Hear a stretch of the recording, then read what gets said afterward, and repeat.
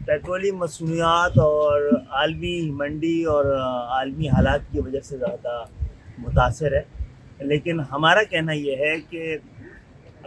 ایسی پالیسیز اپنائی جائیں کہ جس کا نہ ملکی معیشت پر کوئی اثر پڑے برا،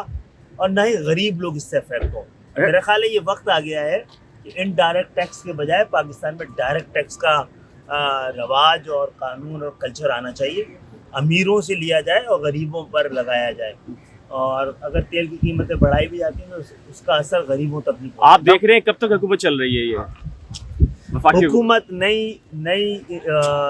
الیکشن کی جو ڈیٹ ہے وہ 17 اگست 2023 ہے۔ اس سے پہلے جب بھی حکومتوں کو لگے کہ اب ان کو عوام کی عدالت کے پاس چلا جانا چاہیے تو یہ ان کا حق ہے۔ تو سر آپ یہ سمجھتے ہیں کہ کوئی حکومت پہ دباؤ ڈال رہا ہے کہ اس کی مدت پوری نہ ہو اور وہ جلدی فیصلہ کر لیں، جلد الیکشن ہو؟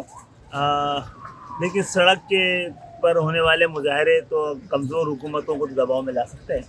مضبوط حکومتوں کو نہیں۔ اور ہم بھی چاہتے ہیں کہ وقت آ رہا ہے کہ ایک فریش مینڈیٹ جو ہے وہ پوری قوم کے لیے بڑا ضروری ہے، لیکن اس کے لیے اپنی سیاست کے لیے ملک کو کسی معاشی بحران کے حوالے نہیں کرنا چاہیے۔